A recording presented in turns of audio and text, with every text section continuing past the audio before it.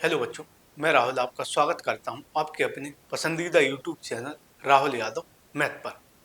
तो शुरू करते हैं बच्चों आज की क्लास को। लेकिन यह जो क्लास है वो इस प्रश्नावली की आखिरी क्लास होगी। इसके बाद यह प्रश्नावली खत्म हो जाएगी और अगली क्लास से नई प्रश्नावली की शुरुआत करेंगे। तो शुरू करते हैं बच्चों क्लास को। तो इसमें बोला गया है कि कि 3 cot A बराबर 4, तो 1 - tan² बटे 1 + tan² बराबर cos² माइनस sin² है या नहीं। यह क्लियर नहीं है कि यह दोनों बराबर हैं या नहीं। तो हमें क्या करना है, हमें 3 cot A बराबर 4 दिया गया है, तो इससे हम एक त्रिभुज बनाएंगे और तीसरी भुजा ज्ञात करेंगे। फिर tan A cos A sin A के मान ज्ञात कर लेंगे। फिर सबसे पहले इसको हल करेंगे, देखेंगे इसका मान कितना आता है, और फिर इसको हल करेंगे और इसका मान कितना आता है। यदि इन दोनों के मान बराबर आते हैं तो हम कह सकते हैं दोनों बराबर हैं। यदि मान अलग अलग आते हैं तो मान बराबर नहीं। यदि आते हैं तो हाँ कर देंगे, बराबर हैं दोनों। नहीं आते हैं तो नहीं होगा इसका। तो हमें दिया गया है सबसे पहले तो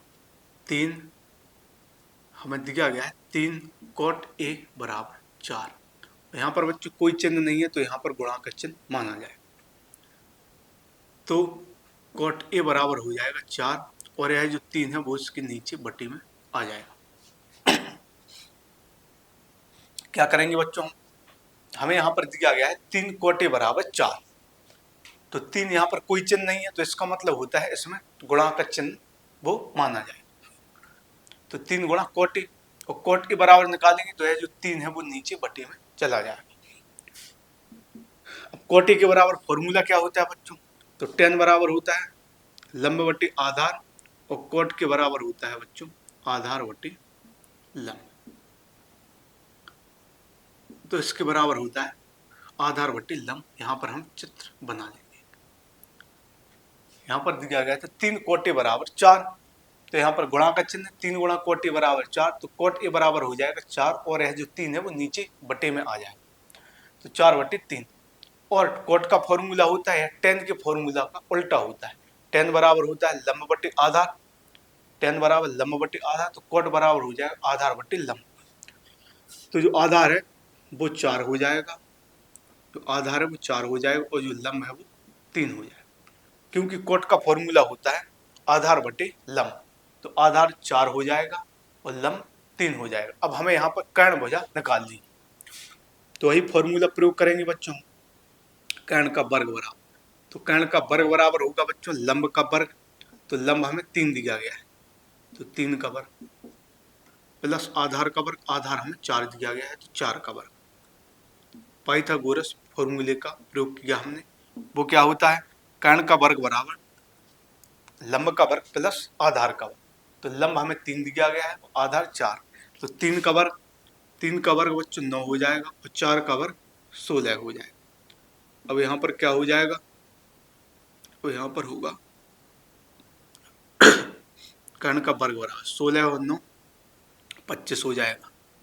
अब कर्ण बराबर जब निकालेंगे तो यह रूट का 25 हो जाएगा, 25 का वर्गमूल 5। तो यहाँ से जो कर्ण निकल कर आ गया वो 5 आ गया। तो इसको अब हम हटा देंगे और फिर अभी tan A cos A और sin A के मान निकालेंगे पहले, फिर इन दोनों को हल करेंगे। तो अब हम यहाँ पर इनके मान निकालेंगे, क्योंकि हमें बच्चों इन मानों की जरूरत है। हल तो बाद में करेंगे लेकिन उसके पहले तो हमें मान ज्ञात करने होंगे। हम हल तो बाद में करेंगे लेकिन सबसे पहले tan A का मान चाहिए, फिर cos A का और फिर sin A का, तो वो मान हम निकालें। तो यहाँ पर tan A, तो tan का फॉर्मूला क्या होता है बच्चों, तो tan बराबर होता है लंब बटे आधार। tan बराबर क्या होता है लंब बटे आधार, तो लंब हमें 3 दिया गया है और आधार हमें 4 दिया गया, तो 3/4। अब cos A का मान निकालेंगे, तो cos बराबर होता है बच्चों आधार बटे कर्ण, तो आधार हमें 4 दिया गया और कर्ण हमें 5 दिया गया, आधार 4 और कर्ण 5। अब sin A का मान निकाल लेंगे, तो sin बराबर क्या होता है, तो sin बराबर होता है बच्चों लंब बटे कर्ण, तो लंब 3 है कर्ण 5 दिया गया। अब क्या होगा, हमने tan a cos a और sin a के मान निकाले। लंब आधार दिया गया था, कर्ण भुजा हमने 5 निकाला। तो tan a का मान निकाला। tan बराबर होता है लंब बटे आधार, तो लंब 3 दिया गया, आधार 4, तो 3/4। cos बराबर, cos का फॉर्मूला होता है बच्चों आधार बटे कर्ण, तो आधार 4 है, कर्ण 5, तो 4/5। साइन का फॉर्मूला होता है बच्चों लंब बटे कर्ण, तो लंब 3 दिया गया, कर्ण 5, तो 3/5। अब हमें इन दोनों के मान निकालने हैं और पता लगाना है कि दोनों बराबर हैं या नहीं।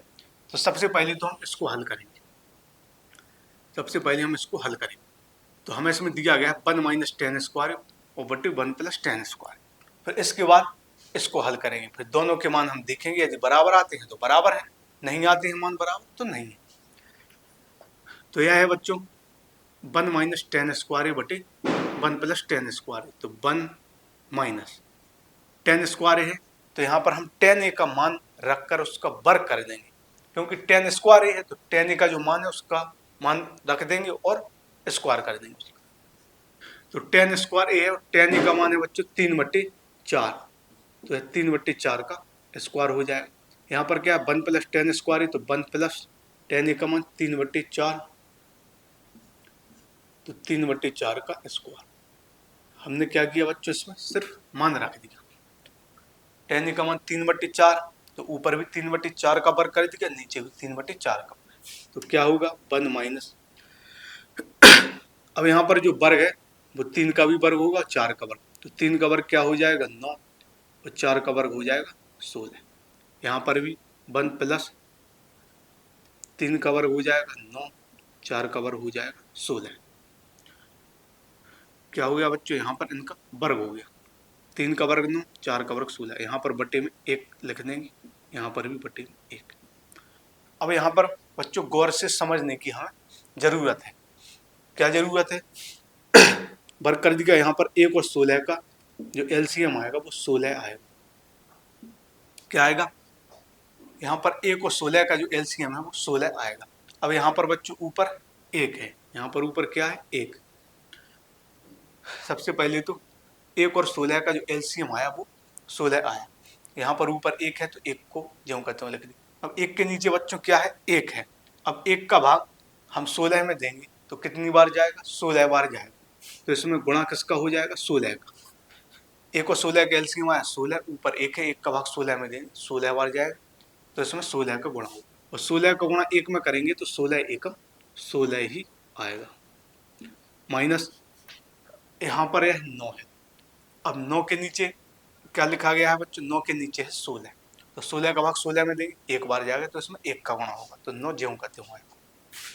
अब नीचे बटे में यहाँ पर भी 1 16 है, तो ऊपर का हिसाब हो गया, ऊपर जो भिन्न हल हो गया। अब नीचे का हिसाब करेंगे तो यहाँ पर भी क्या है 1 और 16, तो 1 और 16 का जो एलसीएम आएगा वो क्या आएगा, 1 और 16 का एलसीएम 16। बिल्कुल जैसा ऊपर था, जो कंडीशन ऊपर थी बच्चों वही नीचे है, बस प्लस और माइनस का फर्क है। तो यहाँ पर भी 16 एलसीएम आया तो ऊपर 16 - 9, यहाँ पर भी 16 एलसीएम आएगा, ऊपर 16 + 9 हो जाएगा। बराबर में क्या होगा, 16 में से 9 जाएगा बच्चों तो 7 हो जाएगा, 7/16। और पूरे के इस पूरी भिन्न के बटे 16 9 को जोड़ेंगे तो यह हो जाएगा 25/16।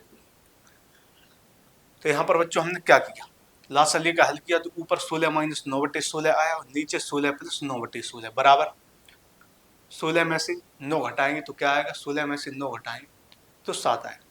तो यहाँ पर आया 7/16, 16 में से 9 गया तो 7 आया, 7/16। नीचे 16 में 9 जोड़ देंगे तो 25/16 आ जाएगा। और हल करेंगे अब तो क्या होगा बच्चों, यह हो गया 7/16, यह तो हो गया 7/16। अब इस भिन्न को हम ऊपर ले जाएंगे तो यहाँ पर गुणा का चिन्ह हो जाएगा और यह जो भिन्न है वो पलट जाएगी। अभी 7/16 के नीचे कौन सी भिन्न है, 25/16। 25/16 जो बटे में है तो बटे का मतलब होता है भाग, तो 25/16 का इसमें भाग हो रहा है ऊपर वाली भिन्न। अब हम क्या करेंगे, 7/16 है इसको ऊपर ले जाएंगे, या कह सकते हैं यहाँ पर हम गुणा का चिन्ह लगा देंगे और इस भिन्न को उल्टा कर देंगे तो 16/25। आपने पढ़ा होगा छोटी क्लासों में कि यह भाग में है, यदि इसको हम गुणा में कर देंगे तो यह जो भिन्न है वो पलट जाएगी। तो ऊपर वाली भिन्न ज्यों की त्यों रहेगी 7/16, इसको पलट देंगे लेकिन यह गुणा में हो जाएगी। 16 से 16 कट जाएगा तो 7/25 निकल कर आ जाएगा।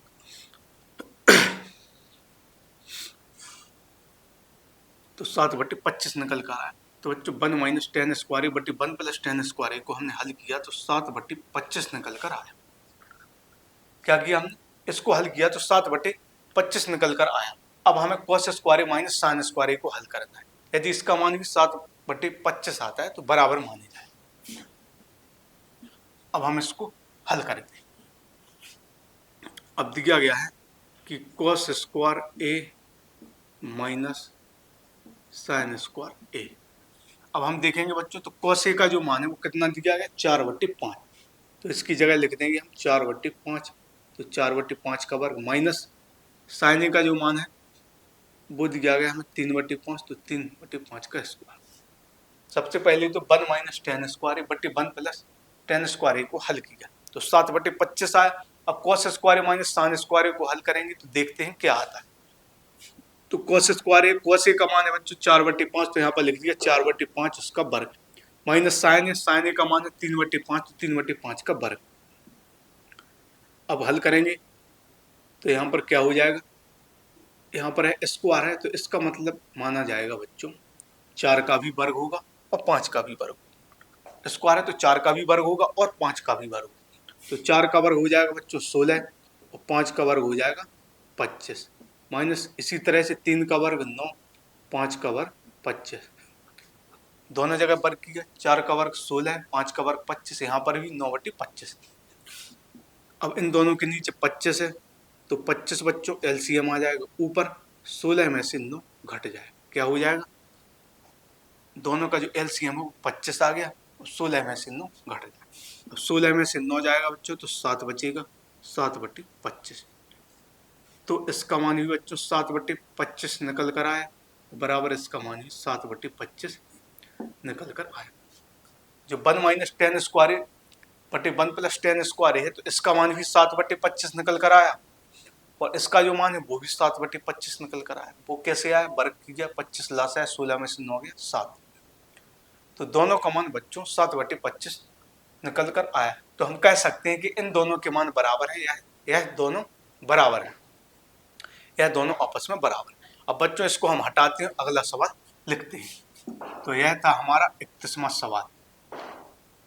अब हम लिखेंगे 32वां सवाल। और बच्चों यह इस प्रश्नावली 8 की आखिरी क्लास। 31वां सवाल था, अब है 32वां सवाल।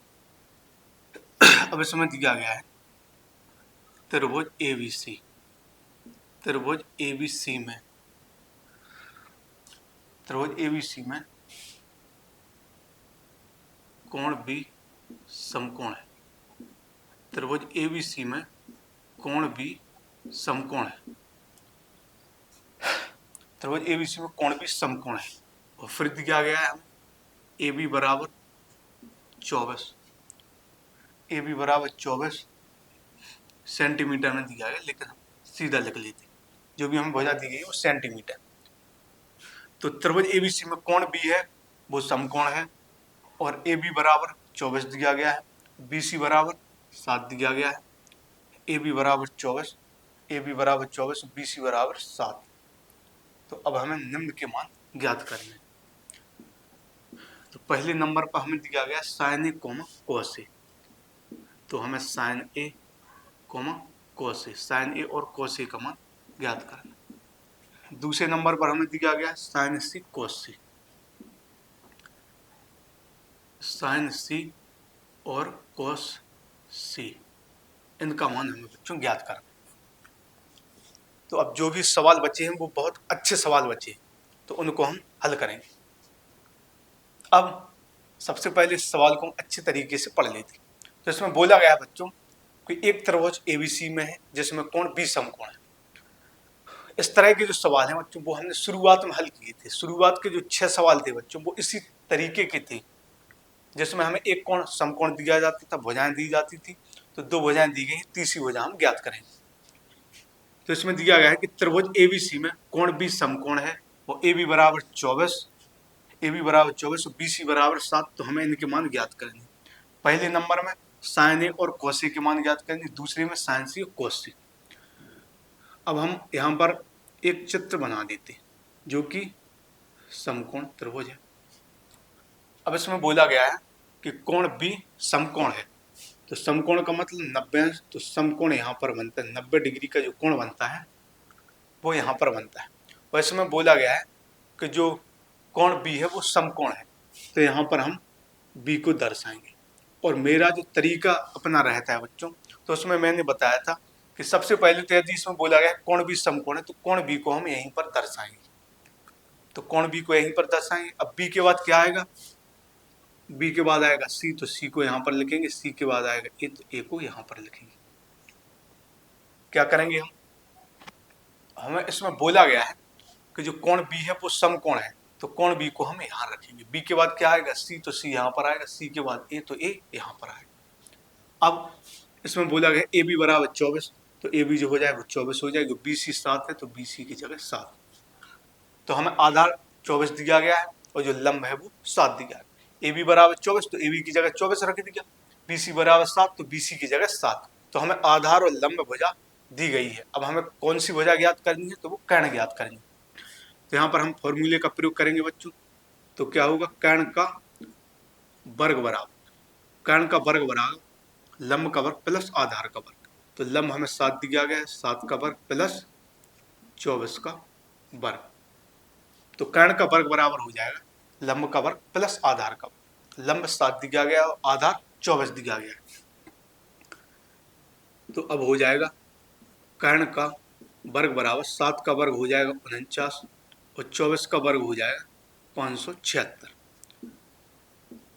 अब यहाँ से हम हल करेंगे तो कर्ण का वर्ग बराबर हो जाएगा 7 का वर्ग 49, 24 का वर्ग 576। जोड़ेंगे तो 9 और 6 15, एक हासिल जुड़ जाएगी, 7 और 4 11, एक हासिल जुड़ी तो 12, फिर एक हासिल लगी तो 5 और 6, 9 और 6 15 की 5, एक हासिल जुड़ गई बच्चों, 4 और 7 11, 11 में एक हासिल जुड़ी तो 12, फिर एक हासिल जुड़ गई तो 5 और 1 6, 625। अब कर्ण बराबर जब निकालेंगे तो यह 625 रूढ़ में आ जाए, तो रूढ़ के 625, तो 625 का जो वर्गमूल निकालेंगे तो बच्चों 25 आएगा। तो यहाँ पर जो भुजा है वो 25 आ जाएगा। 7 का वर्ग 49, 24 का वर्ग 576 और जुड़कर 625 आए, तो 625 होता है 25 का वर्ग। तो जो कर्ण भुजा निकल कर आ गई वो 25 आ गई। तो कर्ण भुजा 25 निकल कर आ गई। अब हमें पहले सवाल में मान निकालने हैं साइन ए और कॉस ए। तो पिछले जो सवाल जब हमने पढ़े थे शुरुआत में, जो 6 सवाल थे वो बच्चों बिल्कुल इसी तरीके के थे। तो उसमें हमने क्या समझा था, यह तो हमें 90 दिया गया है। अब हमसे या तो यह कोण पूछ सकता है या ऊपर वाला कोण पूछ सकता है। तो यदि इस कोण की बात हो तो लंब आधार वही रहते हैं, बदलते नहीं। लेकिन जब ऊपर वाले कोण की बात हो तो मैंने आपको बताया था कि लंब और आधार आपस में बदल जाते हैं। जो लंब होता है वो आधार बन जाता है और जो आधार होता है वो लंब बन जाता है, लेकिन कर्ण नहीं बदलता है। तो पहले नंबर में हमसे पूछा गया है साइन ए और कॉस ए, तो इसकी बात हो रही है तो लंब और आधार नहीं बदलेगा। तो साइन ए बराबर, साइन का फॉर्मूला होता है बच्चों लंब बटे कर्ण, और कॉस ए, तो कॉस का फॉर्मूला होता है आधार बटे कर्ण। इस कोण की बात हो रही है, फॉर्मूला तो वही रहेगा, साइन बराबर लंब बटे कर्ण। तो लंब दिया गया है 7, कर्ण दिया गया है 25, तो 7 बटे 25 उत्तर हो जाए। अब कॉस ए बराबर होगा आधार बटे कर्ण, तो आधार दिया गया है 24 और कर्ण दिया गया है 25, 24 बटे 25 उत्तर हो जाए। हमसे इस कोण की बात की गई थी, तो इस कोण में क्या होता है, लंब और आधार नहीं बदलती। तो साइन बराबर, साइन का फॉर्मूला होता है लंब बटे कर्ण, तो लंब 7 है और कर्ण 25, तो 7 बटे 25। कॉस ए बराबर आधार बटे कर्ण, आधार 24 और कर्ण 25। अब हमें साइन सी और कॉस सी का मान निकालना है। तो साइन सी बराबर, इसका भी बच्चों फॉर्मूला होगा लंब बटे कर्ण। फिर निकालना है हमें cos c, तो इसका भी फॉर्मूला होगा आधार बटे कर्ण। यहाँ पर भी साइन और कोस निकालना था, यहाँ पर भी साइन और कोस निकालना था, लेकिन दोनों जगह साइन और कोस के मान पूछे गए, लेकिन दोनों के उत्तर अलग अलग आए। क्यों अलग अलग आए? क्योंकि यहाँ पर हमें इस वाले कोण का मान पूछा गया। तो इस वाले कोण में क्या होता है बच्चों, जो लंब आधार है वो नहीं बदलते हैं। तो साइन बराबर लंब बटे कर्ण, तो जो लंब था वही लंब हो गया, कर्ण वैसे ही नहीं बदलता। कोस आधार बटे कर्ण। लेकिन अब इसमें क्या होगा, जो सी कोण इस कोण की बात हो रही है, तो अब लंब आधार बदल जाते हैं, क्योंकि मैंने आपको बताया था यह जो त्रिभुज है उसको हम ऐसा करते हैं, जब रेस्टर पर ऐसा करेंगे तो यह भुजा जो लंब है वो आधार बन जाएगी, आधार भुजा लंब। तो साइन का फॉर्मूला होता है लंब बटे कर्ण। तो अभी लंब बच्चों 7 है, लेकिन अब लंब माना जाएगा 24। कर्ण ज्यों का त्यों रहेगा, तो इसका उत्तर आया 24 बटे 25। अब cos c, तो cos का फॉर्मूला होता है बच्चों आधार बटे कर्ण, लेकिन अभी आधार 24 है, लेकिन अब आधार 7 माना जाएगा, तो 7 बटे 25। जबकि यहाँ पर साइन में 7 बटे 25 आया, यहाँ पर 24 बटे 25, यहाँ पर cos में 24 बटे 25, यहाँ पर cos में 7 बटे 25। ऐसा क्यों होगा कि इस वाले केस में जो लंब आधार है बदल जाती है। तो साइन सी बराबर साइन का फॉर्मूला तो लंब बटे कर्ण, वैसे लंब 7 होगा, लेकिन नहीं, इस वाले केस में लंब आधार बदल जाएगा।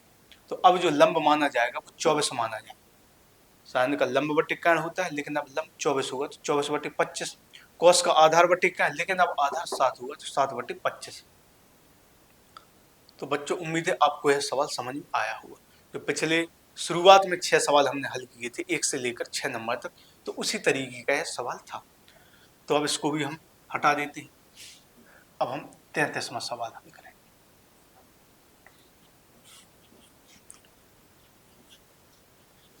अब हम 33वें नंबर का सवाल हल करेंगे। देखते हैं बच्चों 33वां सवाल क्या दिया गया। तो 33वां सवाल बहुत ही आसान सवाल। तो इसमें दिया गया है कि 15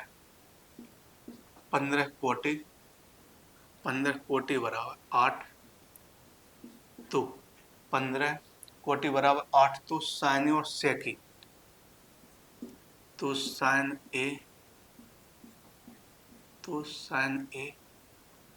और सेक ए, तो साइन ए और सेक ए ज्ञात करें। तो 33वां सवाल जो है उसको एक बार बच्चों और हम पढ़ लेते हैं। तो इसमें बोला गया है 15 कोटि बराबर 8, 15 कोटि बराबर 8, तो साइन ए और सेक ए का मान ज्ञात कीजिए। तो 15 कोटि बराबर 8, तो साइन ए और सेक ए का मान ज्ञात करना। बहुत ही आसान सवाल है, इसको हल करेंगे। तो इसमें जो दिया गया है 15 कोटि बराबर 8, तो यहाँ पर क्या होगा बच्चों 15 गुणा कोटि, कोई भी चिन्ह नहीं होता तो गुणा का चिन्ह होता है। तो 15 गुणा कोटि बराबर 8, तो कोट ए बराबर क्या हो जाएगा 8, और यह जो 15 है वो बटे में चला जाएगा। अब कोट का फॉर्मूला बच्चों क्या होता है, tan का होता है लंब बटे आधार, तो कोट का हो जाएगा आधार बटे लंब।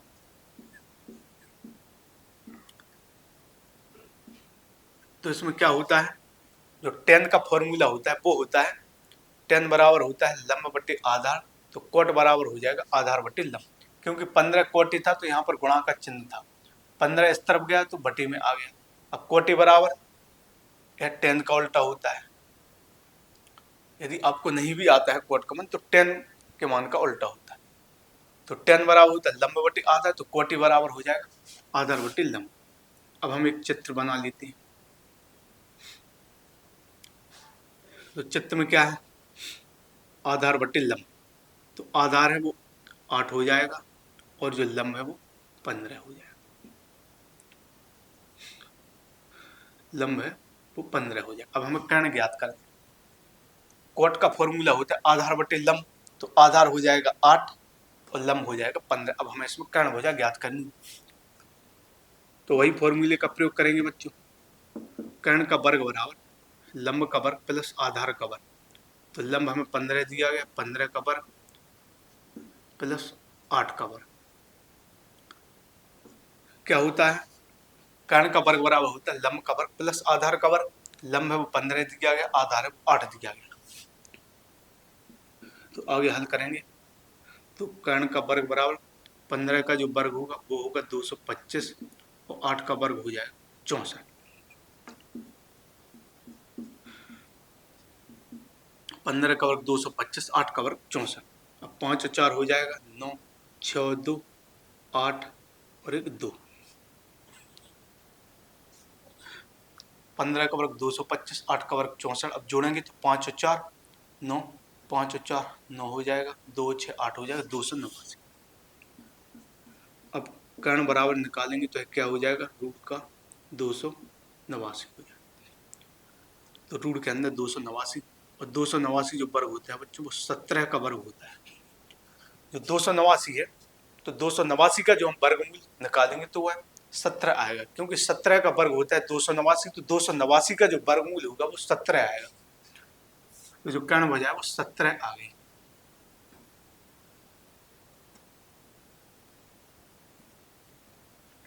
तो जो कर्ण बचा है वो 17 निकल कर आ गई। अब हमसे पूछा क्या गया, अब हमसे पूछा गया साइन ए, साइन ए कोटि दिया तो जो भी मान आएंगे वो ए के आएंगे। तो साइन बराबर, साइन का फॉर्मूला क्या होता है बच्चों, साइन बराबर होता है लंब बटे कर्ण। तो लंब हमें 15 दिया गया है और कर्ण हमें 17 दिया गया, तो 15 बटे 17 उत्तर हो जाएगा। अब हमें दिया गया सेक ए बराबर, तो सेक के बराबर क्या होता है बच्चों फॉर्मूला, तो सेक बराबर होता है कर्ण बटे आधार।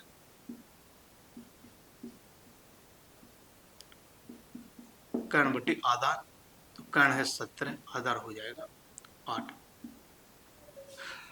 क्योंकि जो सेक है वो कॉस के मान का उल्टा होता है। तो कॉस बराबर होता है बच्चों आधार बटे कर्ण, कॉस बराबर होता है आधार बटे कर्ण, तो सेक बराबर कर्ण बटे आधार, कर्ण 17 आधार 8, तो सेक का उत्तर हो जाएगा 17 बटे 8।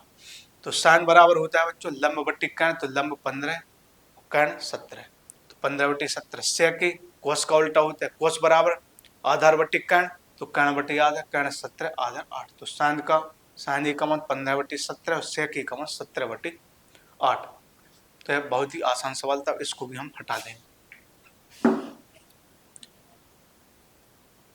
अब हम 34वां सवाल हल करेंगे। 34वां सवाल क्या है,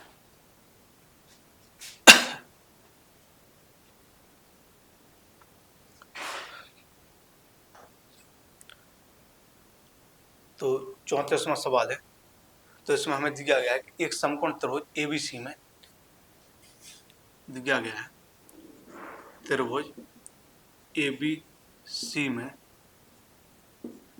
कोण बी, त्रिभुज एबीसी में कोण बी समकोण है। 34वां सवाल है, इसमें बोला गया है कि एक त्रिभुज एबीसी में कोण बी समकोण है, कोण बी समकोण है और tan बराबर हमें दिया गया 1, तो tan बराबर 1 है, तो सिद्ध करना है, तो सिद्ध करो, तो सिद्ध करो 2 sin A cos A बराबर 1। तो 34वां सवाल वो हमें दिया गया है कि एक त्रिभुज एबीसी, एक त्रिभुज एबीसी जिसमें कोण बी समकोण है, एक त्रिभुज हमें दिया गया है एबीसी है जिसमें जो कोण बी है वो समकोण है, और फिर बाद में बोला गया है कि tan A बराबर 1 दिया गया है, तो सिद्ध करना। तो हम यहाँ पर चित्र बना लेंगे बच्चों, यह बहुत आसान ही सवाल है, बस थोड़ा हटके दिख रहा है लेकिन वैसा ही है, क्योंकि इसमें दिया गया है कोण बी क्या है समकोण, तो कोण बी यहाँ पर बच्चों समकोण माना जाता है, समकोण मतलब 90 अंश का कोण, जो भी 90 अंश का कोण है वो बच्चों यहाँ पर माना जाता है, और वो हमें दिया गया है कि जो कोण बी है वो समकोण है, तो यहाँ पर हम बी मान लेंगे, तो यहाँ पर हम बी मान लेंगे, बी के बाद क्या आएगा सी, तो सी को यहाँ पर मानेंगे और ए को कहाँ पर मानेंगे, ए यहाँ पर। तो इसमें बोला गया है कि एक त्रिभुज एबीसी, अब बस यह आखिरी सवाल बचे हुए, इसलिए हम इनको और गौर से समझ रहे हैं। बहुत फोकस के साथ मैं आपको समझा रहा हूँ, जिससे कोई भी चीज छूट ना जाए, कहीं से भी आपको कोई कंफ्यूजन पैदा ना हो, इसीलिए मैं बार बार रिपीट करता हूँ। तो यहाँ पर बोला गया है त्रिभुज एबीसी में कोण भी समकोण है, तो जो समकोण होता है उसको हम यहाँ पर मानते हैं। बी के बाद सी आएगा, सी को यहाँ पर मानेंगे, ए को यहाँ पर। अब इस कोण की बात हो रही है, तो इसके लिए बच्चों लंब आधार नहीं बदलता, तो tan a बराबर हमें 1 दिया गया। अब इसके नीचे कुछ नहीं है तो हम 1 मान लेंगे, और tan का फॉर्मूला होता है बच्चों लंब बटे आधार। जब इस कोण की बात होती है बच्चों तो लंब यह होता है, आधार है, और इस कोण की बात होती है तो लंब आधार बदल जाते हैं, लेकिन एक ही बात की गई है। तो एक की बात की गई है, तो बी समकोण था, बी को हमने यहाँ पर मान लिया, सी यहाँ पर, ए यहाँ पर, तो tan बराबर लंब बटे आधार, तो लंब भी 1 हो जाएगा और आधार भी 1 हो जाएगा। इसके मुताबिक लंब और आधार दोनों 1 हो जाए, कर्ण हमें निकालना है, तो वही फॉर्मूले का प्रयोग करेंगे बच्चों। कर्ण का वर्ग बराबर लंब का वर्ग प्लस आधार का वर्ग, लंब 1 दिया गया है, 1 का वर्ग, आधार 1 है, 1 का वर्ग, तो कर्ण का वर्ग बराबर हो जाएगा 1 का वर्ग 1, यहाँ पर भी 1 का वर्ग 1, तो कर्ण का वर्ग बराबर 1 और 1 2 हो जाएगा, तो कर्ण यहाँ से निकालेंगे तो यह रूट का 2 हो जाएगा, 2 था तो रूट का 2, तो यहाँ से जो कर्ण निकल कर आ गया वो रूट का 2। तो यहाँ से बी समकोण था, बी के बाद सी यहाँ पर मान, ए यहाँ पर, tan a बराबर दिया था लंब बटे आधार, तो लंब 1 हो गया, आधार भी 1, और कर्ण जो हमने निकाला वो रूट 2 निकाला। अब हमें यहाँ पर किसका मान चाहिए, हमें तो यह सिद्ध करना है कि 2 sin a cos a यहाँ पर गुणा है, तो मतलब 2 गुणा sin a गुणा cos a, तो इनको हल करने पर 1 प्राप्त करना है, लेकिन सबसे पहले sin a cos a है तो sin a cos a का यहाँ पर हम मान ज्ञात कर लेंगे। sin a, तो इस कोण की बात हो रही है, तो sin a, तो sin का फॉर्मूला होता है बच्चों लंब बटे कर्ण, तो लंब हमें 1 दिया गया है, कर्ण दिया गया है रूट का 2। अब cos a की बात की गई तो cos बराबर होता है आधार बटे कर्ण, तो आधार हमें 1 दिया गया है और कर्ण हमें रूट 2 दिया गया है, तो हमें sin cos a का मान ज्ञात करें, फिर हल करेंगे, तो sin बराबर लंब बटे कर्ण, तो लंब 1 है, कर्ण 2, तो 1 बटा रूट 2, cos a बराबर आधार बटे कर्ण, आधार 1 है, कर्ण रूट 2, तो 1 बटे रूट 2। अब हम इसको हल करेंगे तो हमें सिद्ध करना है कि इसको हम हल करेंगे तो एक उत्तर प्राप्त होगा, तो हल करेंगे 2 sin a cos a, तो इसका मतलब है 2 गुणा sin a गुणा cos a, क्योंकि मैं पहले ही बता चुका हूं यदि कोई चिन्ह नहीं है तो गुणा का चिन्ह माना जाता है। आगे हल करेंगे तो 2 गुणा sin a का मान दिया गया है 1 बटे रूट 2, और cos a का मान भी दिया गया है 1 बटे रूट 2, तो इन दोनों का मान 1 बटे रूट 2 दिया गया है। 2 गुणा sin a का मान भी 1 बटे रूट 2, cos a का मान भी 1 बटे रूट। अब इनका गुणा करेंगे, 2 का गुणा 1 में करेंगे 2 एकम 2, फिर 1 में गुणा करेंगे 2 एकम 2, तो ऊपर तो बच्चों 2 आ जाए, ऊपर क्या है 2, 2 का गुणा 1 में करेंगे तो 2 आएगा, फिर 1 में तो भी 2 ही आएगा। अब यहाँ पर क्या है, रूट 2 का गुणा हम रूट 2 में करेंगे, रूट 2 का गुणा रूट 2 में करेंगे तो रूट हट जाएगा, क्या आएगा 2, रूट 2 का गुणा रूट 2 में करेंगे तो क्या आएगा 2, ऊपर भी 2 आया, नीचे भी 2, 2 से 2 कट जाएगा तो क्या आ जाएगा 1, और हमें यही सिद्ध करना था कि इनको हल करके हमें 1 प्राप्त करना था, तो 1 प्राप्त हुआ। तो यह सवाल भी बच्चों बहुत ही अच्छा सवाल था, यह जो सवाल था वो भी काफी अच्छा सवाल था, कुछ थोड़ा डिफरेंट था, इसमें यह जो चीज थी वो थोड़ी अलग दी गई थी, बाकी यह तो पहले जैसे ही थी, तो यह भी आपको आसानी से समझ में आया हो।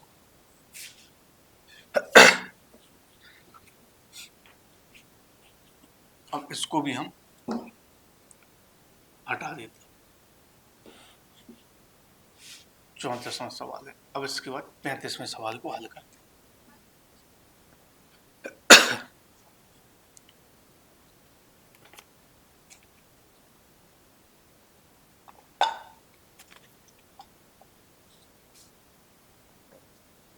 फिर तो इसमें सवाल इसमें दिया गया है त्रिभुज ABC में,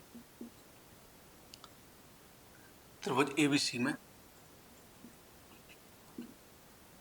कोण भी समकोण, त्रिभुज ABC में कोण भी समकोण, कोण ABC में, त्रिभुज ABC में कोण भी समकोण है। और फिर दिया गया है tan बराबर 1/√3। तो tan बराबर 1/√3। तो त्रिभुज ABC में, त्रिभुज ABC में, त्रिभुज ABC में कोण भी समकोण है। tan बराबर दिया गया 1/√3। तो हमें निम्नलिखित के मान ज्ञात करें।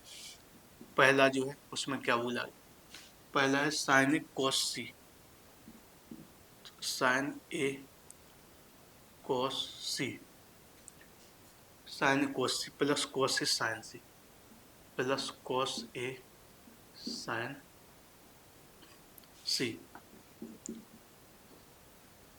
दूसरा दिया गया cos A cos C, दूसरा दिया गया cos A cos C, cos A cos C minus sin A sin C, cos A cos C minus sin C। तो हमें सवाल इसमें दिया गया है कि त्रिभुज ABC में कोण भी समकोण है। एक त्रिभुज है जिसमें कोण भी समकोण है और दिया गया है tan A बराबर 1/√3। तो इन दोनों का मान ज्ञात करना। पहले में है sin A cos C plus cos A sin C, sin A cos C plus cos A sin C। दूसरे में है cos A cos C, cos A cos C minus sin A sin C।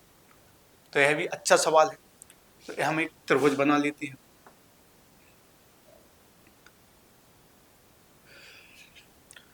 तो इसमें बोला गया है कोण भी समकोण है। फिर वही बात, जो समकोण होता है उसको हम यहाँ पर लिख लेते हैं। समकोण होता है 90 डिग्री का, तो कोण भी समकोण है तो B को हम यहाँ पर मान लेंगे। 90 लिखना हो लिख लो, नहीं तो ऐसा दर्शा देते, इसका मतलब होता है समकोण। तो कोण भी समकोण है तो B को यहाँ पर लिख देंगे। B के बाद क्या आएगा C, C को यहाँ पर, A को यहाँ पर। अब हमें दिया गया tan A बराबर 1/√3। तो tan का फॉर्मूला होता है बच्चों लंब बटे आधार।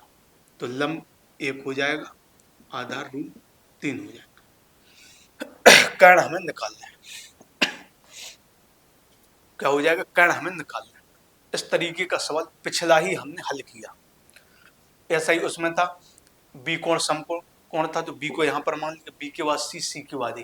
और वहां पर भी हमें tan A बराबर दिया गया था, उसमें 1/1 था और इसमें जो 1/√3 है। तो tan बराबर होता है लंब बटे आधा, लंब हो जाएगा 1, आधा हो जाएगा √3। अब बच्चों हमें जो कर्ण है वो ज्ञात करना है। तो हल करेंगे, कर्ण निकालना है। तो कर्ण का वर्ग बराबर हो जाएगा, कर्ण का वर्ग बराबर हो जाएगा लंब का वर्ग प्लस आधार का वर्ग। तो लंब हमें 1 दिया गया है और आधार हमें √3 दिया। तो कर्ण का वर्ग, तो कर्ण का वर्ग बराबर हो जाएगा लंब का वर्ग प्लस आधार का वर्ग। तो 1 का वर्ग 1 हो जाएगा, √3 का वर्ग 3। तो यहाँ से कर्ण का वर्ग बराबर आ जाएगा। तो कर्ण का वर्ग बराबर क्या हो जाएगा बच्चों, 3 और 1 4 हो जाएगा। अब यहाँ से कर्ण बराबर निकालेंगे तो √4 हो जाएगा, बराबर 2 निकल कर आ जाएगा। क्या होगा, B समकोण था तो B यहाँ पर आएगा, C यहाँ पर, A यहाँ पर। और tan A का जो फॉर्मूला होता है, tan का जो फॉर्मूला होता है वो होता है लंब बटे आधार। तो इस कोण A की बात की गई थी, तो लंब यहीं पर होगा, आधार यहीं पर होगा, क्योंकि tan A बराबर, तो A हमारा यहाँ पर। तो लंब बटे आधार, लंब 1 हो गया, आधार √3। अब हमें कर्ण ज्ञात करना है, तो पाइथागोरस प्रमेय का प्रयोग करेंगे। कर्ण का वर्ग बराबर लंब का वर्ग प्लस आधार का वर्ग, 1 का वर्ग 1, √3 का वर्ग 3, 3 और 1 4, 4 का वर्ग 2 हो जाए। तो यहाँ पर जो कर्ण भुजा निकल कर आ जाए 2 आ जाए।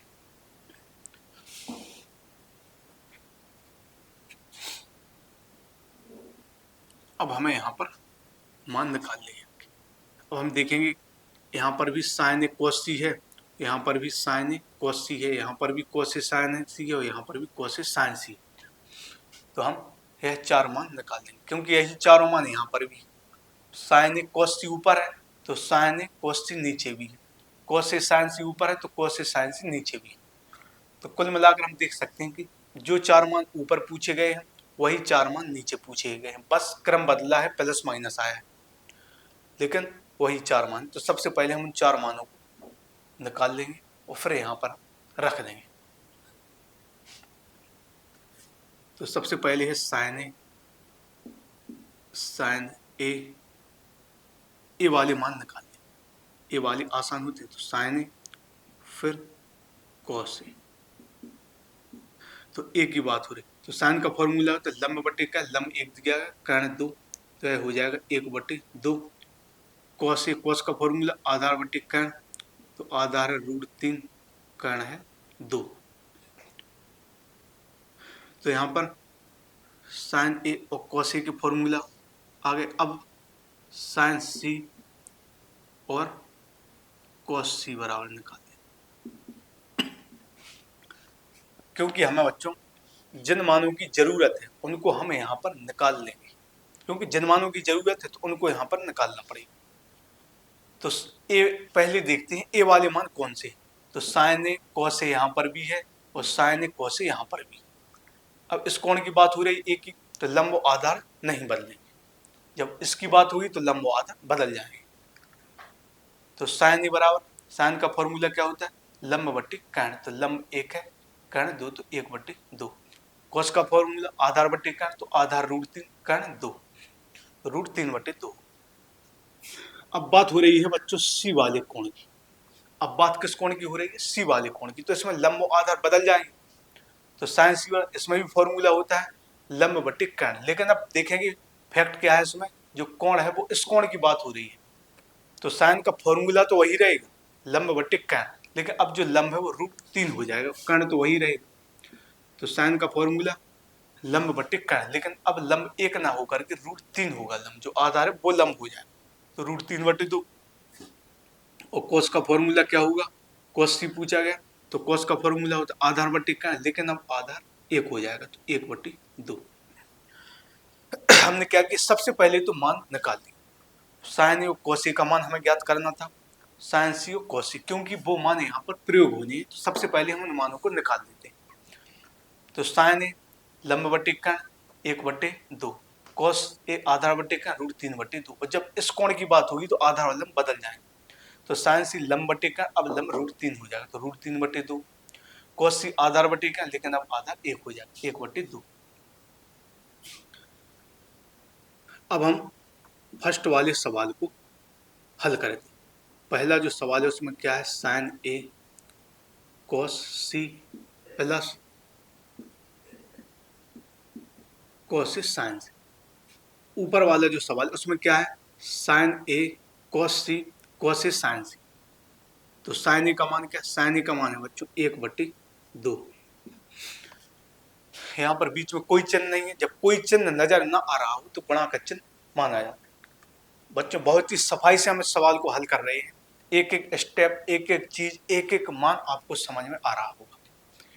यदि यहाँ पर समझ में नहीं आया तो कहीं पर भी आपको कोई नहीं समझा सकता, क्योंकि जिस तरीके से मैं समझा रहा हूँ बहुत टाइम लेकर समझा रहा हूँ, वो इसलिए क्योंकि यह टॉपिक पेपर की दृष्टि से महत्वपूर्ण है, इसलिए इस पर मैं ज़्यादा गौर दे रहा हूँ, ज़्यादा मेहनत कर। तो यहाँ पर है sign A cos C plus cos A sign, तो साइन ए का मान दिया गया 1 बट्टे 2 गुणा कॉस सी का जो मान है वो भी हमें 1 बटा 2 दिया गया, प्लस कॉस ए का मान है √3 बट्टे 2 गुणा साइन सी का मान हो गया √3 बट्टे 2। तो क्या हुआ, साइन ए का मान 1 बट्टे 2, कॉस सी का मान भी 1 बट्टे 2, कॉस ए का मान √3 बट्टे 2, साइन सी का मान भी √3 बट्टे 2। आगे हल करेंगे तो 1 का गुणा 1 में होगा बच्चों, तो 1 आएगा, 1 का गुणा 1 में होगा 1, क्योंकि ऊपर का गुणा ऊपर होता है, तो 1 का गुणा 1 में 1, तो नीचे का नीचे में होगा, 2 दूनी 4 हो जाएगा। इसी तरह से √3 का गुणा √3 में होगा तो 3 आएगा, 2 का गुणा 2 में होगा 4। क्या होता है इसमें, ऊपर का ऊपर गुणा होता है, नीचे का नीचे, तो 1 का गुणा 1 में 1 आएगा, 2 दूनी 4 आएगा, √3 का √3 3 बट्टे 4। अब देखेंगे 4 दोनों के नीचे आया तो 4 इनका एलसीएम आ जाएगा और 1 और 3 जुड़ जाएगा। अब 3 में 1 जोड़ेंगे तो यह आ जाएगा 4/4, 4 से 4 कट जाएगा तो 1 निकल कर आ जाएगा। तो बच्चों सबसे पहले वाला जो मान है उसका जो उत्तर निकल कर आ गया वो 1, क्योंकि इनके मान रखे तो 1/4 आया, यहाँ पर 3/4, 4 एलसीएम आया तो नीचे 4 आ जाएगा, 1 और 3 जुड़ जाएगा तो 3 और 1 4 हो जाएगा, नीचे भी 4 ऊपर भी 4 तो 4 एकम 4 एक बार कट जाएगा तो इसका उत्तर 1 आ गया। अब हमें दूसरे वाले का मान निकालना है, तो जिस तरीके से पहले वाले का मान निकाला उसी तरीके से दूसरे वाले का मान निकालें, बस थोड़े हटके हैं लेकिन तरीके वही है। अब यहाँ पर दिया गया है कोसेक कोसी, तो कोसेक का जो मान है वो √3/2, कोसेक का जो मान है वो √3/2, कोसी का मान है 1/2 माइनस साइन ए का मान 1/2 गुणा साइन सी का मान √3/2। तो क्या दिया गया कोस ए का मान √3/2 तो यहाँ √3/2, कोस सी का मान 1/2 तो 1/2 माइनस साइन ए का मान 1/2 तो यहाँ पर भी 1/2 साइन सी का मान √3/2। अब गुणा करेंगे तो √3 का गुणा 1 में होगा तो √3 आएगा, √3 का गुणा 1 में तो √3 आएगा बटे 2 दूनी 4 आएगा, यहाँ पर माइनस 1 का गुणा √3 में होगा तो √3 आएगा बटे 2 का गुणा 2 में तो 4 आएगा। क्या होगा √3 का गुणा 1 में तो √3/4, यहाँ पर भी √3/4। अब हम देखेंगे कि यह दोनों संख्याएं हैं या जो दोनों भिन्न हैं वो एक जैसी हैं। क्या यह भी √3/4 है, यह भी √3/4 है, यह √3/4 प्लस में है और यह √3/4 बच्चों माइनस में है, तो प्लस वाली संख्या से माइनस वाली संख्या कट जाएगी, क्योंकि जब दोनों एक जैसी संख्याएं आती हैं और चिन्ह अलग अलग होते हैं तो कट जाते हैं, तो इसका मान 0 आया, तो इसका जो मान निकल कर आ गया बच्चों वो 0 आ गया। तो यह भी बहुत आसान और अच्छा सवाल था।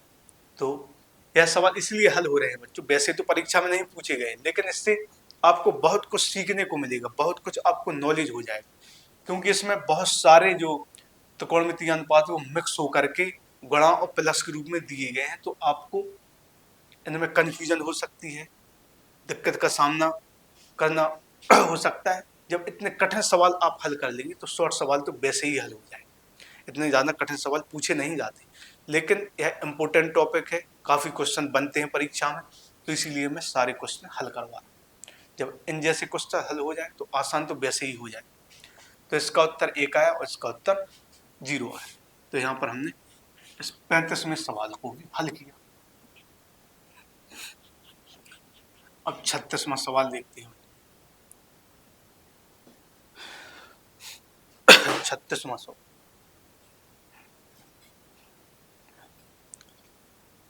36वां सवाल, इसमें दिया गया है कि कोण ए और कोण बी न्यून कोण है। कोण ए और कोण बी न्यून कोण है और दिया गया है cos ए बराबर cos बी।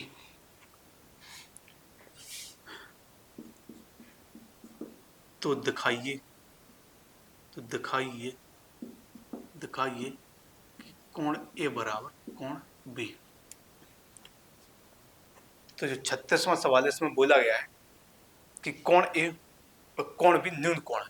न्यून कोण का मतलब होता है जो 90 से कम हो, जैसे हम चित्र बनाकर दर्शाते हैं। अब जो समकोण त्रिभुज होता है उसमें यह जो कोण है वो तो 90 डिग्री का होता है, और यह जो बाकी दोनों कोण होते हैं वो 90 से छोटे होते हैं। यह कोण भी 90 से छोटा होगा और यह कोण भी 90 से छोटा होगा। क्यों होगा?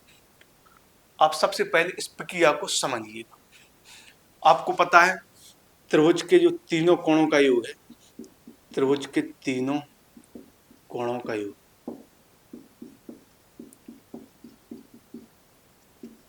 त्रिभुज के तीनों कोणों का जो योगफल है वो 180 होता है।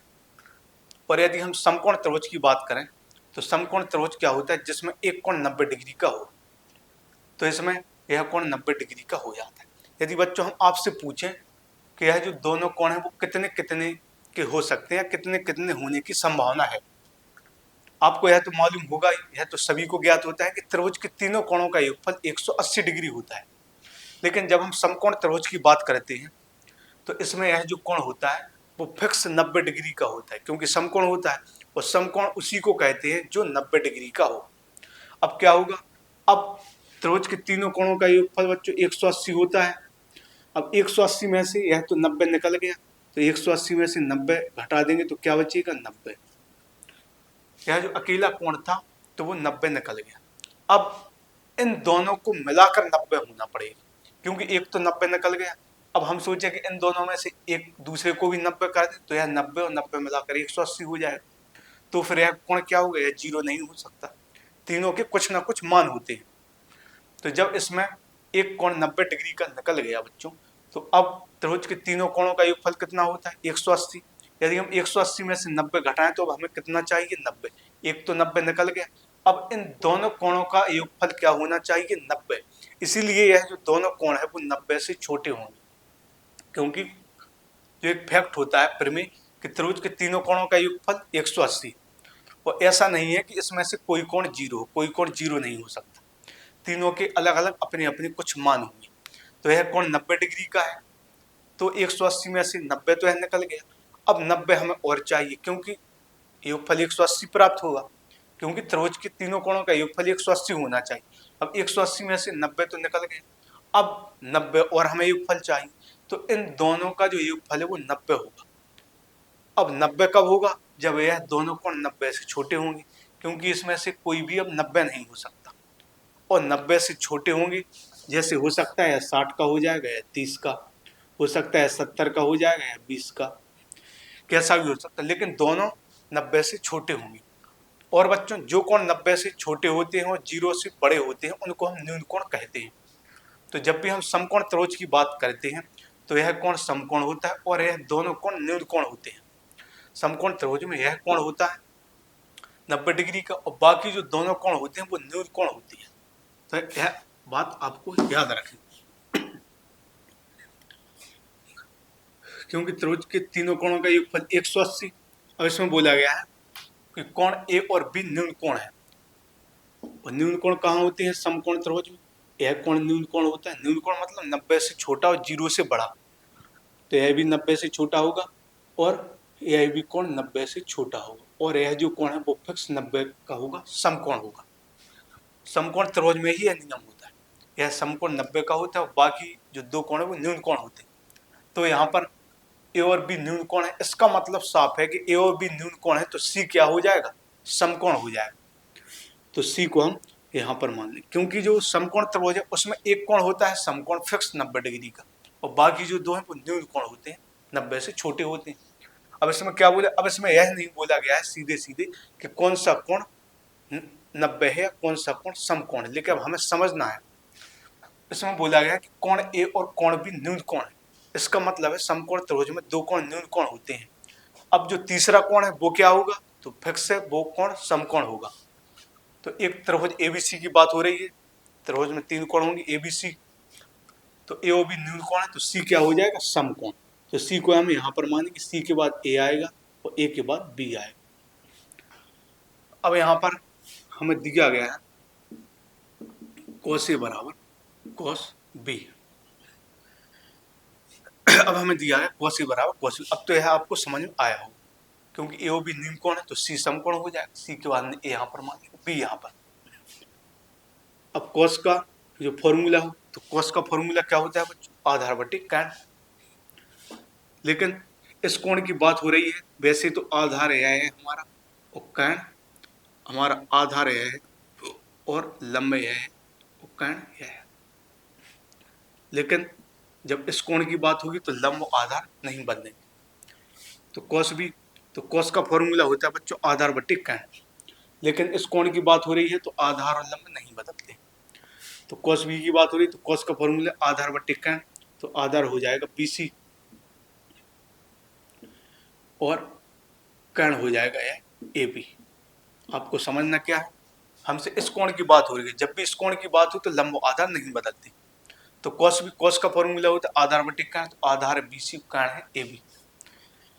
इसी तरीके से कॉस ए, तो इस कोण की बात हो रही तो कॉस का फॉर्मूला तो वही रहेगा आधार बटे कर्ण, लेकिन जब इस कोण की बात हो रही तो आधार और लंब बदल जाते हैं। वैसे आधार क्या है बच्चों BC, लेकिन इस कोण की बात हो रही है तो अब जो आधार है वो हमारा AC हो जाएगा। आधार फॉर्मूला तो वही होगा कॉस का आधार बटे कर्ण, लेकिन इस कोण की बात हो रही है तो अब जो आधार है वो यह हो जाएगा, जो लंब है वो आधार में परिवर्तित हो जाएगा। तो कॉस का आधार बटे कर्ण, लेकिन अब आधा AC हो जाएगा। AC कर्ण क्या हो जाएगा AB, तो यहाँ पर बराबर में AB से AB कट जाएगा, क्या निकल कर आए AC बराबर BC।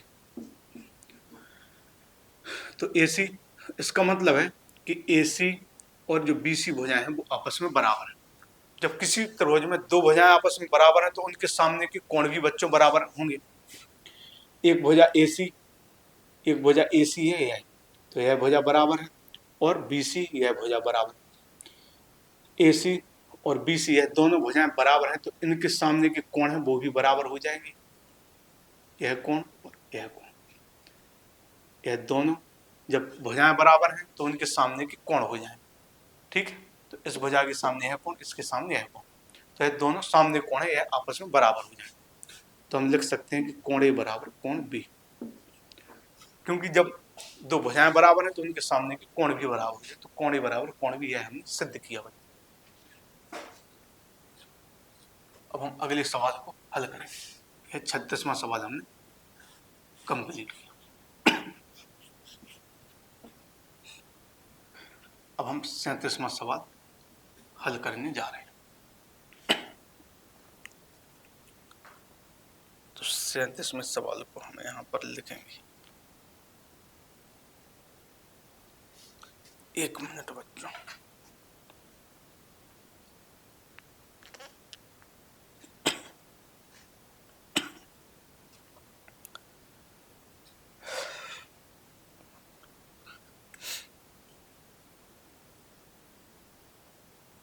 तो 37वां सवाल हम लिखेंगे। तो देखते हैं बच्चों 37वां सवाल क्या है। तो 37वां सवाल इसमें बोला है कि त्रिभुज PQR, त्रिभुज PQR में, त्रिभुज PQR में कोण Q समकोण है। त्रिभुज PQR में कोण Q समकोण है। त्रिभुज PQR में कोण Q समकोण है। त्रिभुज PQR में कोण Q समकोण है और हमें दिया गया है PR माइनस QR।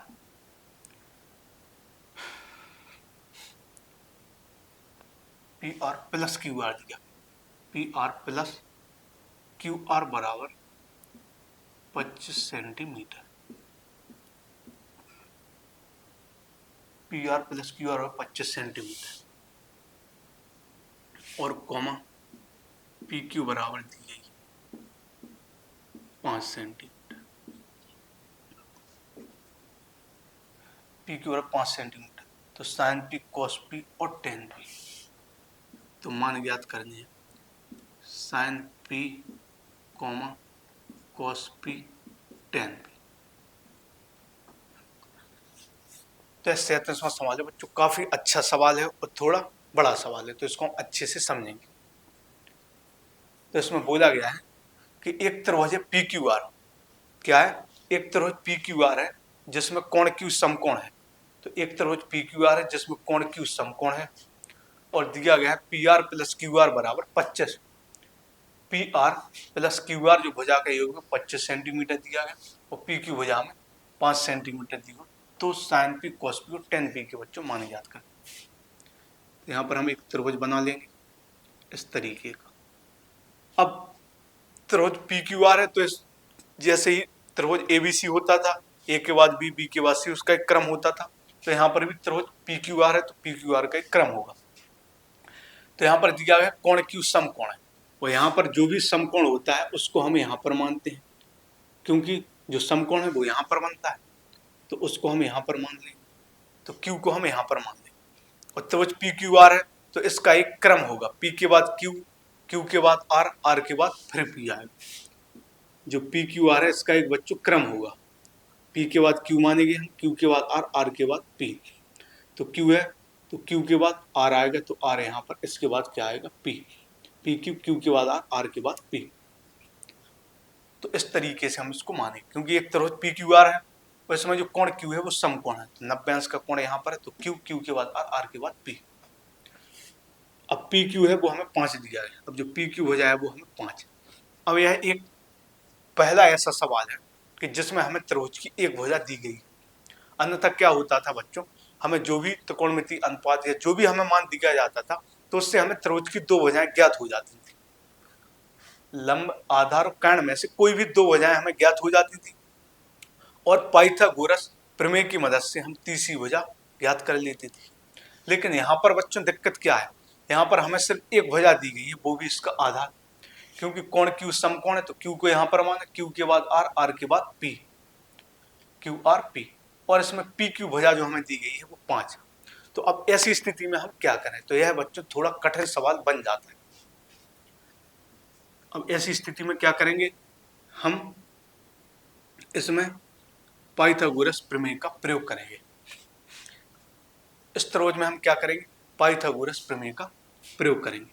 तो क्या होगा, तो होगा कर्ण का वर्ग बराबर, कर्ण का वर्ग बराबर लंब का वर्ग प्लस आधार का वर्ग। तो कर्ण का वर्ग बराबर, कर्ण का वर्ग बराबर लंब का वर्ग प्लस आधार का वर्ग। अब बच्चों इसमें दिक्कत क्या है, जब हमें दो भुजाएं दी जाती थी तो तीसरी भुजा तो हम आसानी से ज्ञात कर लेते, क्योंकि दो भुजाएं दी जाती थी, ठीक है, तीसरी आसानी से आ जाती थी। लेकिन अब ऐसी स्थिति में क्या करें, तो मैं आपको जैसा समझाता चल रहा हूँ, आपको ठीक उसी प्रकार से समझते चलना और कुछ नहीं करना। तो हम क्या करेंगे, वही फॉर्मूला लगाएंगे, कर्ण का वर्ग बराबर लंब का वर्ग प्लस आधार का वर्ग। अब हमें यहाँ पर दो भुजाएं नहीं दी गई हैं, तो उन दो भुजाओं की जगह हम उन भुजाओं को ही लिखेंगे। जैसे यह भुजा पी आर है, तो इसको हम पी आर लिखेंगे, इसको क्यू आर, जैसे यहाँ पर लिखा भी गया है P R plus Q R, तो इसीलिए कर्ण को हम पी आर लिखेंगे और लंब को क्यू आर लिखेंगे। तो कर्ण का वर्ग, तो कर्ण बच्चों हमारी यह भुजा है, यह कौन सी भुजा है, पी आर, यह कौन सी भुजा है, पी आर। तो क्या हो जाएगा, पी आर का वर्ग, तो यह हो जाएगा पी आर का वर्ग। तो कर्ण का वर्ग बराबर लंब का वर्ग, लंब कौन सी भुजा हो जाएगी, यह क्यू आर। तो पी आर का स्क्वायर बराबर क्यू आर का स्क्वायर प्लस आधार है वो 5 है, तो 5 का स्क्वायर। अब यह क्या हो जाए, पी आर स्क्वायर। अब बच्चों जो क्यू आर स्क्वायर है, तो इस क्यू आर स्क्वायर को हम इस तरफ लाएंगे तो यह माइनस का क्यू आर स्क्वायर हो जाए। जैसे +5 का स्क्वायर, इसको हम इस तरफ लाएंगे तो यह -5 का स्क्वायर हो जाए, क्योंकि यह एक पूरी संख्या है, तो इसका जो मान है 25 आएगा, इस तरफ जाएगा माइनस। लेकिन हम इसी को सीधा ले जाए तो यह +5 का वर्ग है, इस तरफ जाएगा तो -5 का वर्ग हो जाएगा। इसी तरीके से हम यहाँ पर करेंगे। तो हमने क्या किया, सबसे पहले पाइथागोरस प्रमेय का प्रयोग किया, जो कि होता है कर्ण का वर्ग बराबर लंब का वर्ग प्लस आधार का वर्ग। और कर्ण यहाँ पर कौन सी भुजा है, कर्ण है पी आर, तो पी आर का वर्ग बराबर, लंब कौन सी भुजा है, क्यू आर, तो क्यू आर का वर्ग बराबर, आधार क्या है 5, तो 5 का वर्ग बराबर। तो कर्ण का वर्ग बराबर लंब का वर्ग प्लस आधार का वर्ग। तो पी आर का स्क्वायर, अब क्यू आर का स्क्वायर है तो उसको हम इस तरफ लाएंगे, तो यह क्यू आर स्क्वायर जो भुजा है प्लस में इस तरफ आएंगे तो माइनस क्यू आर का स्क्वायर हो जाएगा, बराबर 5 का वर्ग 25। अब यहाँ पर बच्चों हम एक फॉर्मूले का प्रयोग करेंगे, जो कि होता है ए स्क्वायर माइनस बी स्क्वायर। तो इसके बराबर क्या होता है, एक कोष्टक में ए प्लस बी आ जाएगा गुणा एक कोष्टक में ए माइनस बी। कब फॉर्मूला लगता है, जब यहाँ पर कोई मान हो या भुजा हो, यहाँ पर भी कोई मान हो या जो भी हो, तो ए स्क्वायर माइनस बी स्क्वायर, तो क्या होगा, एक कोष्टक में ए प्लस बी गुणा एक कोष्टक में ए माइनस बी। इसी तरह से यह भी हो जाएगा पी आर का स्क्वायर माइनस क्यू आर का स्क्वायर, तो एक कोष्टक में पी आर, तो एक कोष्टक में P R plus Q are हो जाएगा बच्चों, और यहाँ पर गुणा का चिन्ह है, तो गुणा दूसरे कोष्टक में P R minus Q are हो जाएगा। P R minus Q are हो जाएगा। बराबर में क्या दिया गया है बच्चों? 25। बस जो समझने की बच्चों सबसे अच्छी जरूरत है तो यहीं पर है, कि यहीं पर पूरा खेल है, पूरा खेल यहीं पर। तो कर्ण का वर्ग बराबर लंब का वर्ग प्लस आधार का। तो इतना तो समझ में आया। यहाँ पर हमने एक फॉर्मूले का प्रयोग किया, ए स्क्वायर माइनस बी स्क्वायर, जो कि होता है ए प्लस बी, एक कोष्ठक में ए माइनस बी। तो Q R square minus P R square minus Q R square, तो P R plus Q R, और एक कोष्ठक में P R minus Q R बराबर 25। अब बच्चों हम यहाँ पर देखें तो यहाँ पर हमें दिया गया है P R plus Q R बराबर 25। तो P R plus Q are की जगह हम क्या रख देंगे? 25। तो यह है यहाँ पर पी आर, यहाँ पर लिखा गया है P R plus Q R, तो इसकी जगह हम क्या लिख देंगे? 25 गुणा, इसको ज्यों का त्यों लिख देंगे, P R minus Q R बराबर क्या हो जाएगा? 25। इसमें हमने फॉर्मूले का प्रयोग किया था, यहाँ पर प्लस यहाँ पर माइनस। अब हमें यहाँ पर मान दिया गया है P R plus Q are, P R plus Q are का मान हमें 25 दिया गया है। तो P R plus Q are की जगह हम 25 रख देंगे। अब क्या होगा? P R minus Q are, इसका हम मान निकालेंगे तो क्या हो जाएगा? 25। P R minus Q are का हम मान निकालेंगे तो क्या हो जाएगा? यहाँ तो इस तरफ तो 25 है ही, और लेकिन यह जो 25 है वो गुणा में है, और इस 25 को हम दूसरी तरफ ले जाएंगे तो है बटे में 25 आ जाएगा। आपको यहाँ पर समझ में आया? P R plus Q are का मान 25 दिया गया, तो इसकी जगह 25 रख दिया, P R minus Q are. P R minus Q are, इस तरफ 25 पहले से है, और यह जो 25 है वो गुणा में, इस 25 को हम दूसरी तरफ ले जाएंगे तो है बटे में आ जाए, तो 25 से 25 कट जाए। तो यहाँ से एक मान निकल कर आ गया बच्चों, P R minus Q R बराबर क्या आ गया? 25 निकल कर आ गया। तो हम इसको हल कर दें, तो P R minus Q R, तो अब इसको हम हटा दें।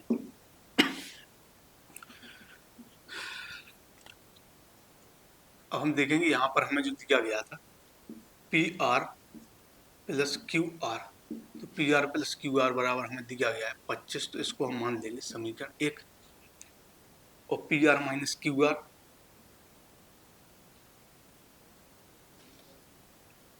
25 नहीं, उसके बराबर 1 आया,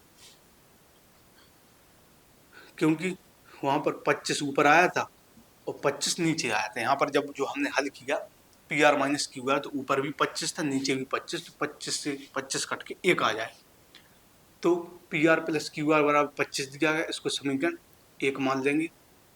और P R minus Q R बराबर हमें 1 दिया गया है, तो इसको हम समीकरण 2 मान लेंगे। क्या करेंगे? P R plus Q R, इसको P R plus Q R बराबर 25, तो इसको समीकरण 1, और P R minus Q R बराबर 1, इसको समीकरण 2। अब हम इन दोनों को विलोपन विधि से हल करेंगे, तो देखेंगे दोनों जगह पी आर भी और दोनों जगह क्यू आर भी, लेकिन इसमें कैसे हल करेंगे? तो देखेंगे ऊपर क्यू आर प्लस में, नीचे क्यू आर माइनस में। तो कहने का मतलब है दोनों जगह क्यू आर है, एक जगह क्यू आर प्लस में है और एक जगह क्यू आर माइनस में। जब दोनों मान बराबर होते हैं, चिन्ह अलग अलग होते हैं, तो जोड़ देते हैं। जो विलोपन विधि वो कहती है कि यदि मान बराबर हैं, चिन्ह अलग अलग हैं, तो दोनों समीकरणों को जोड़ दें, तो क्या हो जाएगा? क्यू आर से क्यू आर कट जाएगा। अब पी आर में पी आर जुड़ जाएगा। यहाँ पर है पी आर एक बार आया है, यहाँ पर भी है पी आर एक बार आया है, तो क्या हो जाएगा? 2 पी आर हो जाएगा। कोई भी चीज़ 2 बार हो, जैसे एक्स एक्स है, इसको हम जोड़ेंगे तो क्या हो जाएगा? 2x। कोई भी चीज़ जब 2 बार जुड़ती है तो वह डबल हो जाती है, कोई भी हो वो स्वयं में 2 बार जुड़ी तो डबल हो जाती है। तो पी आर में पी आर जोड़ेंगे तो है 2 पी आर हो जाएगा। यहाँ पर जो 2 पी आर है वो गुणा 2 गुणा 2 पी आर, 2 गुणा पी आर, 25 से क्या हो जाएगा? 26। अब पी आर बराबर निकालेंगे तो 26 बटा 2, 2 से काट देंगे, तो जो पी आर वजह निकल कर आ गई वो 13 बार कट जाएगा इससे। तो जो पी आर वजह निकल कर आ गई 13, तो इसको हमने हल किया, जोड़ा, तो जो पी आर वजह निकल कर आ गई वो 13 आ गई। अब हमें क्यू आर वजह निकाल ली, तो इस पी आर का मान समीकरण 1 में रख देंगे। तो पी आर का मान हम समीकरण 1 में रख पी आर का मान समीकरण 1 में रख देंगे।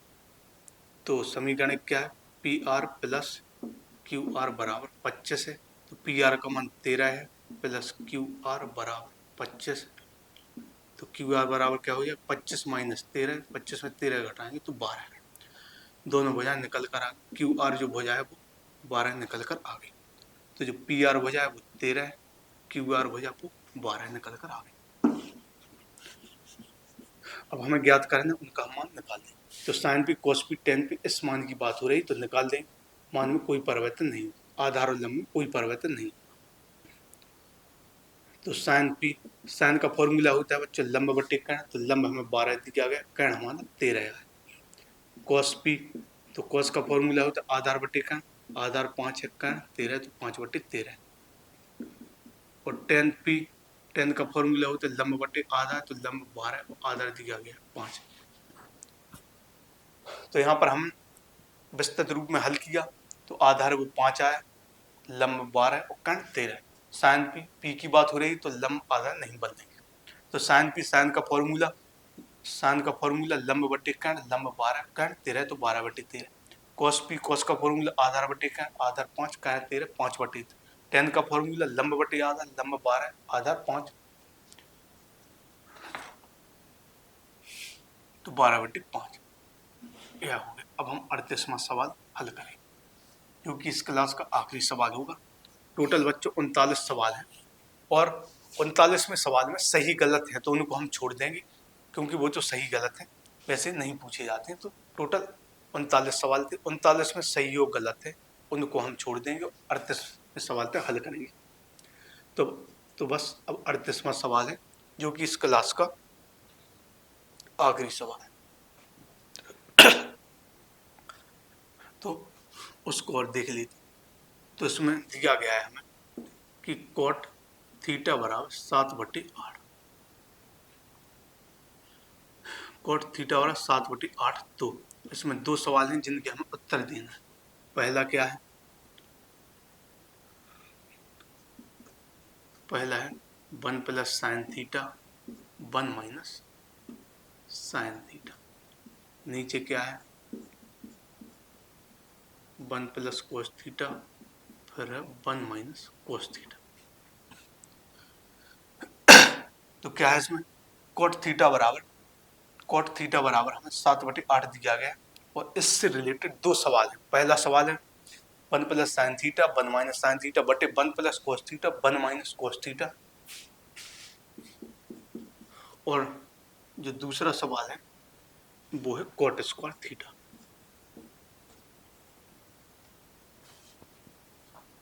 तो इससे रिलेटेड बच्चों दो सवाल हैं और यह इस क्लास का आखिरी सवाल होगा और यह प्रश्नावली भी खत्म हो जाएगी। अगली क्लास से नई प्रश्नावली की शुरुआत करें जो कि वो जल्दी प्रश्नावली हो जाए क्योंकि इसमें बहुत आसान सवाल इससे मान याद करने होते हैं और उनको रखना होता है। इसके बाद जो प्रश्नावली होगी वो कठिन प्रश्नावली होगी और अच्छी प्रश्नावली होगी। तो हमें दिया गया कोट थीटा बराबर 7/8, फिर पूछा गया 1 plus sine theta 1 minus sine theta बटे 1 plus cos theta 1 minus cos theta. तो इनको हल करना, फिर कोट स्क्वायर। तो हल करेंगे तो यहाँ पर दिया गया कोट थीटा बराबर 7/8। तो कोट का फॉर्मूला क्या होता है आधार बटे लंब, आधार बटे लंब। तो आधार हमें 7 दिया गया है और लंब 8 दिया गया। तो हम चित्र बना लें क्योंकि कोट थीटा बराबर 7/8। टेन थीटा बराबर होता है लंब बटे आधार और कोट उसका उल्टा होता है टेन थीटा लंब बटे आधार तो है आधार बटे लंब। तो आधार हो जाएगा 7 और लंब हो जाएगा 8। कर्ण हमें ज्ञात करना, तो लिखेंगे कर्ण का वर्ग बराबर लंब का वर्ग, लंब हमें 8 दिया गया आधार 7 दिया गया।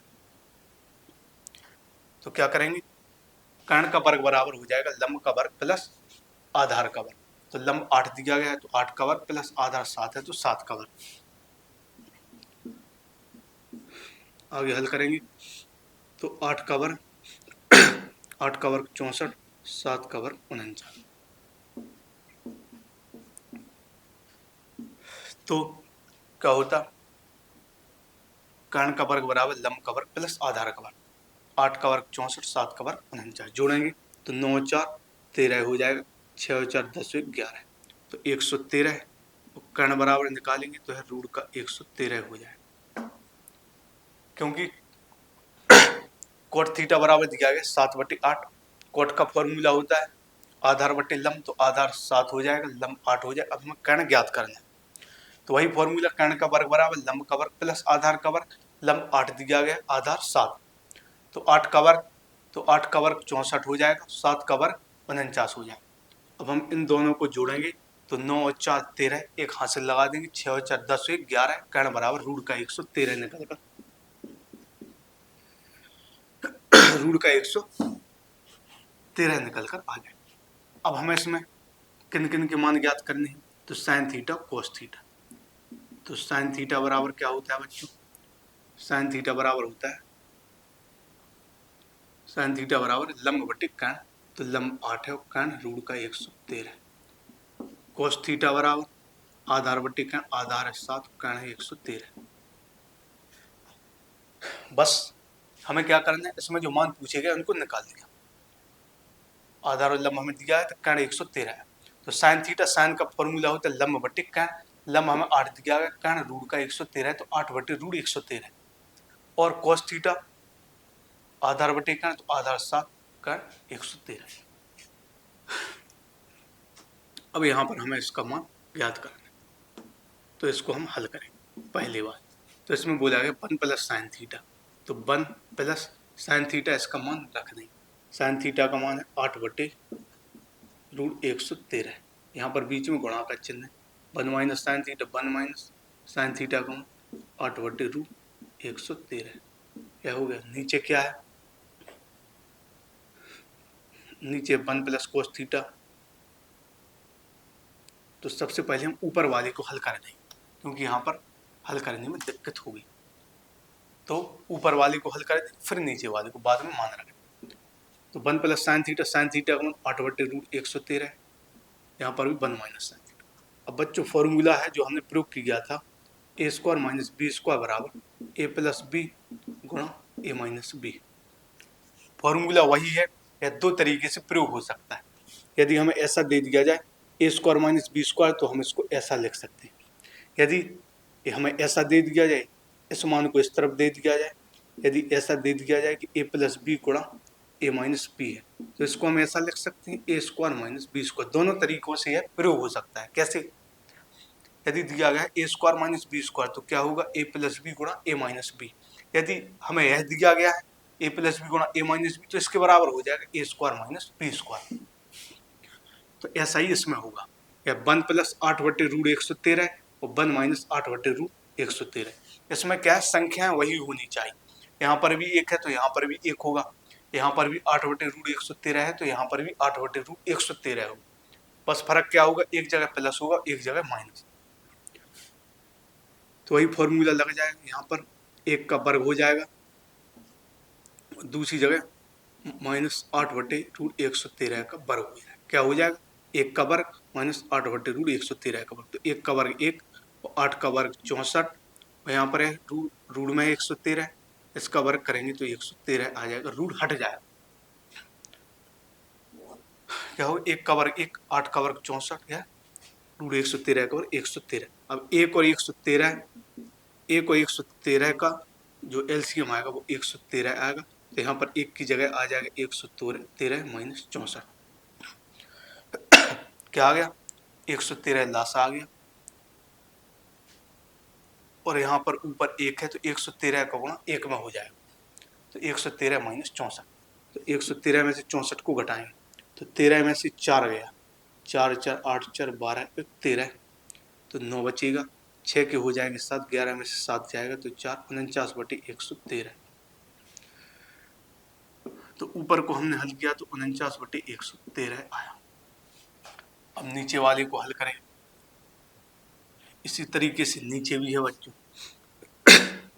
नीचे क्या है, 1 plus cos theta, 1 minus cos theta, तो 1 प्लस कोस थीटा का मान हमें दिया गया 7/√113 और 1 माइनस कोस थीटा का मान दिया गया 7/√113।